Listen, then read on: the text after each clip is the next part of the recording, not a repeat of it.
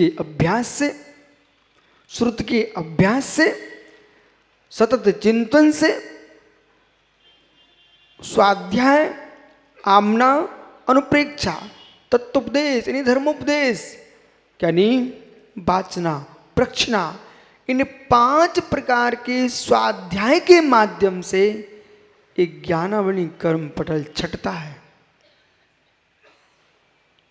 ज्ञान की विनय, ज्ञानधारियों की विनय और ज्ञान के उपकरणों की विनय, इनसे ज्ञानावली कर्म का पर्दा हटता है। इतना ही नहीं, कलकत्ता वाले भैया, हे मित्र, जितना चित्त शांत होगा उतना ज्ञान तुम्हारे घर में आएगा।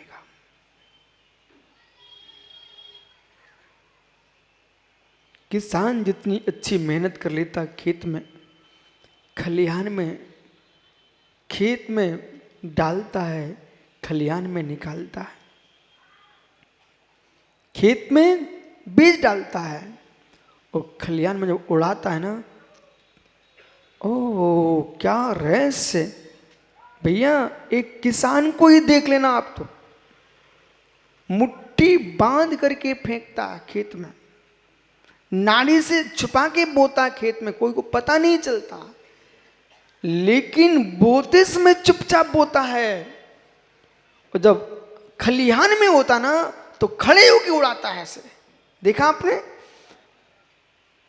खलिहान में खड़े होके उड़ाता है दाएं के बाद। बस पाप पुण्य छुप के किया जा सकता है, जब उदय में आता है तो खड़े होके उड़ाया जाता है। विराजो, घर में जाके सबसे कह देना, ऐसा कहना, जो दिख रहा है इतना भाग्य चमक रहा है, हम मुनियों की सेवा कर रहे हैं, धर्म में लगे हैं, ये फसल उड़ा रहे हैं, बो चुके थे पूर्व भाव में, वही आज उड़ा रहे हैं। भदूरिया जी, जो घर में आषाढ़ के महीने में सो रहा था, आषाढ़ के महीने में ताश खेल रहा था, आषाढ़ के महीने में जुआ खेल रहा था, मित्र और मित्रों में गोष्ठियों में बैठ गप सप कर रहा था, खेत की मेड़ को देखने नहीं गया, वो ज्ञानी कार्तिक में क्या उड़ाएगा? वो किसान कार्तिक में क्या उड़ा पाएगा? खलिहान में, उसके खलिहान में कभी धान आएगा ही नहीं। ऐसे जिन्होंने मित्र अपने जीवन में मात्र भोग ही भोग भोगे हैं और कई पुण्य संयोग को प्राप्त किया ही नहीं है, धर्म धर्मात्माओं से दूरी बना के रखे हैं, वे मित्र अगली पर्याय में कौन से खलिहान में खड़े हो पाएंगे?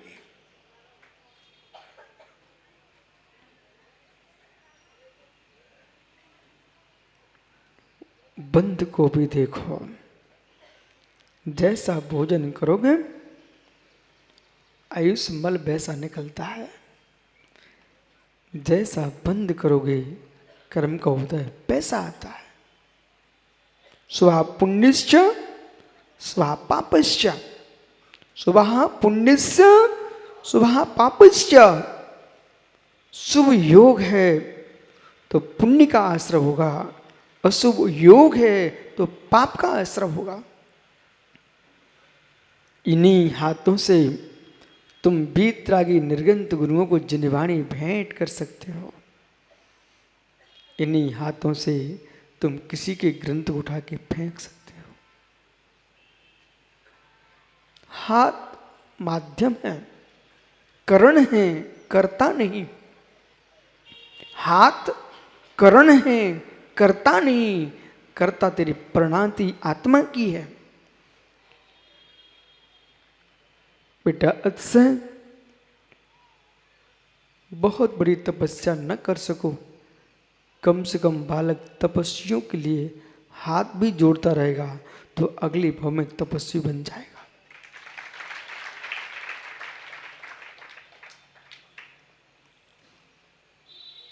श्रद्धा को जीवित रखना चाहते हो, विश्वास को जीवित रखना चाहते हो, तो मित्र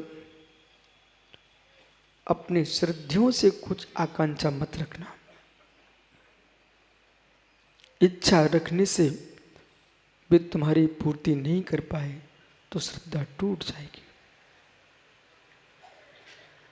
मालूम, बेटा मैं आचार्य विराग सागर महाराज जी कक्ष में जाता हूं, जितनी आवश्यकता होती मत उतना नमोस्तु किया, जो आवश्यक काम है उतना निवेदन किया, बाकी के अपने कमरे में। गुरु के पास उतना बैठो जिससे गुरु की विनय बची रहे। गुरु के पास इतना बैठो जिससे गुरु की विनय बची रहे। गुरु के सामने मेरा पैर भी ना फैल पाए, हाथ भी ना फैल पाए, आंखों के नीचे रहे, जिह्वा तो खुले ही ना। मात नमोस्तु।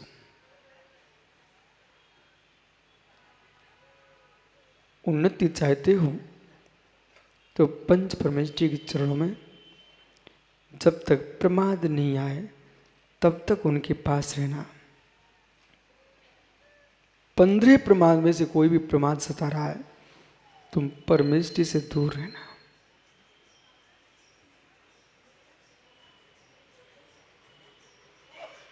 आस्था को जीवित रखना है तो राकेश, पिता को पिता तुम कहना चाहते हो तो कभी पिता से ये भावना मत रखना, जो अशोक को मिला वो मुझे भी मिलना चाहिए।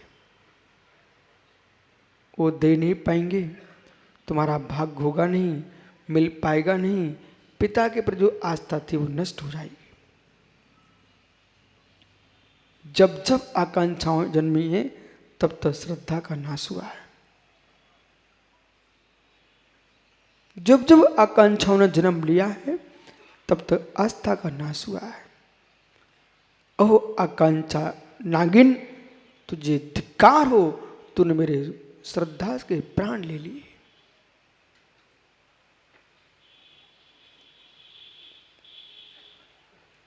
इच्छाओं को लेके मत आना, आशा को लेके मत आना, विश्वास को लेके आना। इच्छाओं की पूर्ति भदौरिया जी विशुद्ध सागर क्या भगवान नहीं कर सकते।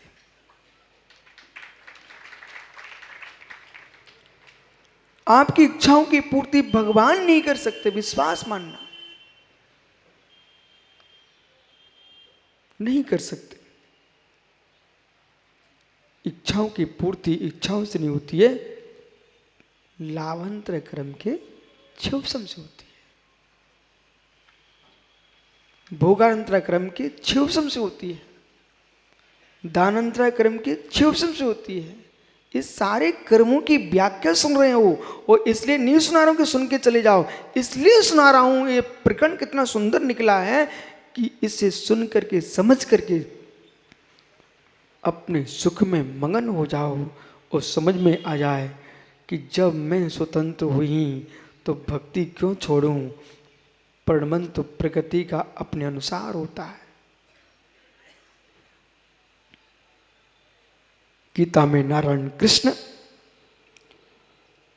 गीता में नारायण श्री कृष्ण कह रहे हैं, पार्थ, हे पार्थ, कर्म करो, फल की आकांक्षा मत करो।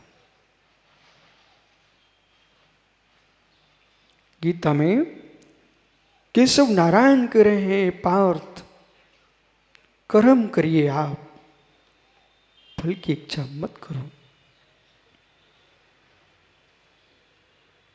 भगवती मां जनवाणी कह रही है, ओह मेरे सपूतों, कर्म करो निकांचित भाव से, निष्काम भाव से, फल की आकांक्षा मत करो। फल कर्माधीन है, कर्म स्वाधीन है।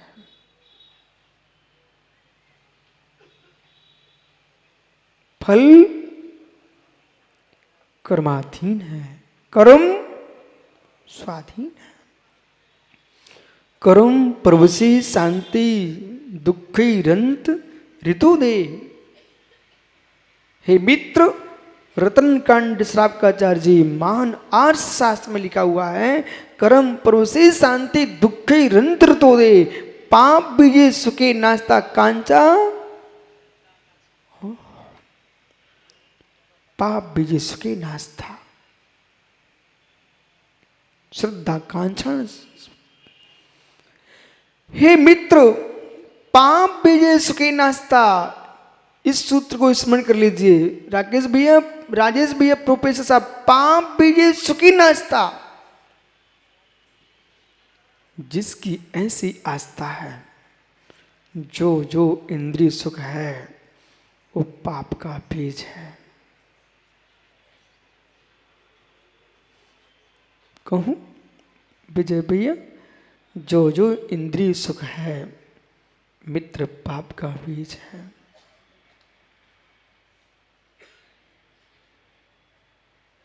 निबोरी टपकेगी जमीन पे, विजय चौधरी खा लीजिए आप, पर जाएगी जमीन के अंदर तो उगेगी ही।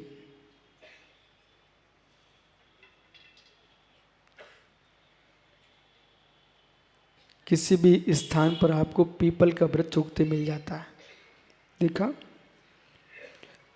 मंदिर के शिखर पर भी पीपल उगाता है।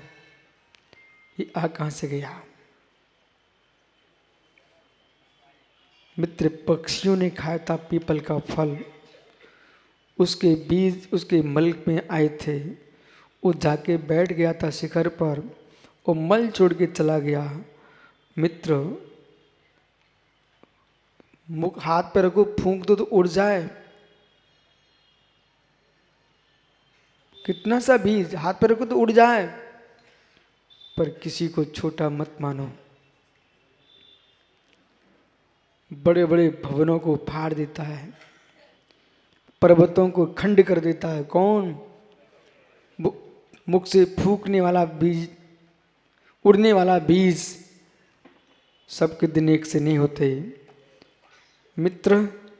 मुख से फूंक दो तो उड़ जाए, ऐसा बट का बीज, ऐसा पीपल का बीज जब उगता है ना, तो प्राचार्य जी मंदिरों को धराशायी कर देता है,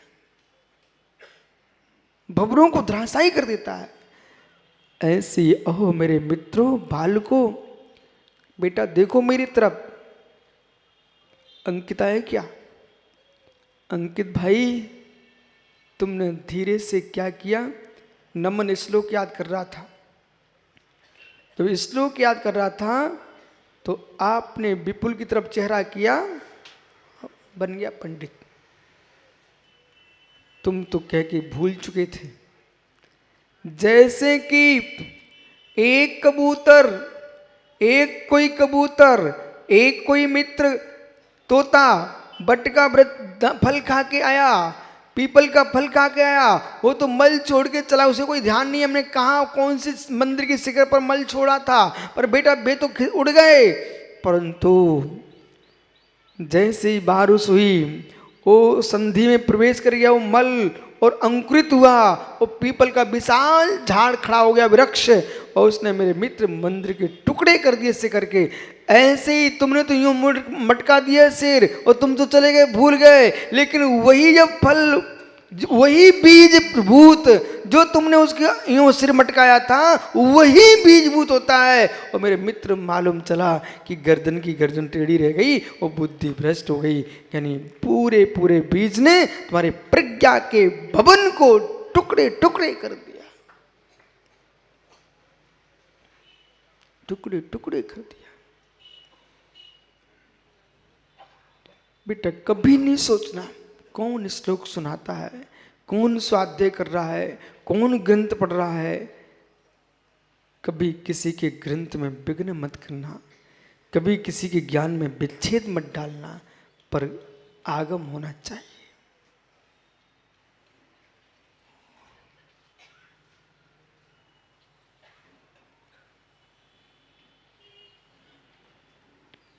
कबूतर तोड़ गया, बुद्धू जी कबूतर तोड़ गया, वो टूट गया। अब यहां विषय पकड़ो, सब ज्ञानी लोग हैं, कठिन कहूं, सब ज्ञानी लोग हैं। कबूतर टूट गया, विमल भैया कबूतर टूट गया, एक समय की पर्याय सूक्ष्म रज्जुसूत्र नए से वो तो उड़ गई। एक समय की पर्याय सूक्ष्म रज्जुसूत्र नए से वो एक समय को पकड़ने वाली पर्याय तो निकल गई, लेकिन एक समय की पर्याय ने जो बंद कराया है, हे मित्र, केवल ज्ञान के भवन को ढा दिया।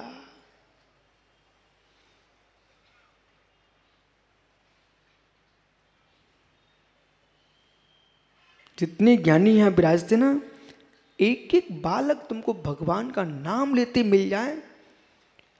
जैसे भगवान पर आस्था तुम्हारी है, ऐसे बच्चों के प्रति रहो। क्यों रखो? क्योंकि इन बच्चों पर आस्था नहीं रखोगे तो भगवान की भक्ति करने वाले भावी भगवान कहाँ होंगे?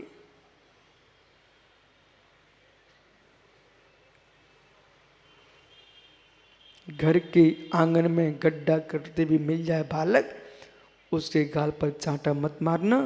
मित्र वो अभ्यास कर रहा है कि घर के आंगन में गड्ढा कर रहा हूं, मैं कभी कर्मों को भी खोद के फेंकूंगा। उसको सच्ची बात बता देना, बेटा ऐसे गड्ढा मत करो। वो गड्ढा कर ही रहा तो और क्या ना बेटा, इसमें पानी भर दो। बोले क्यों? बोले चिड़ियां पी जाएंगी। दया सिखा दो। उसने गड्ढा किया, तुमने गाल पर चाटा मारा। उसने जमीन में गड्ढा किया, तुमने उसके भावों में गड्ढा कर दिया। उसको यूं समझाते, बेटा इसमें पानी भर दो। बोले क्यों भरूं? बोले घर में जो पल रहे चूहे हैं ना, वे आके पानी पी जाएंगे, चिड़िया पानी पी जाएंगी। बोले इससे क्या होगा? बोले बेटा उनके प्राण बचेंगे। मतलब तुमने बच्चे को जन्म से दया सिखा दी। ये कुल की प्रत्यशक्ति, ये जाति की प्रत्यशक्ति। भदौरिया जी, ऐसे लोग मिलेंगे जिनके बच्चे जन्म के बाद जब वो खड़े होते ना, हाथ में गुलेल, हाथ में गुलेल, आप समझ जाइए, हाथ में गुलेल। ओहो, ये कुल की प्रत्यशक्ति। वो विजय का बच्चा उस दिन आया, विजय चौधरी का, उससे कहा बेटा चींटी जा रही, तो कहता महाराज जी बचाएंगे। ये कुल की प्रत्यशक्ति। जिस कुल में मित्र चींटी की भी रक्षा की जाती है, उसी कुल में साधुओं की रक्षा हो सकती है। और जिस कुल में मेरे मित्र चिड़िया देखी गुलेल मारी, वो क्या साधु की रक्षा करेगा, क्या धर्म की रक्षा करेगा? जन्म से ही जिसके हाथ में तमंचा सौंप दिया गया हो।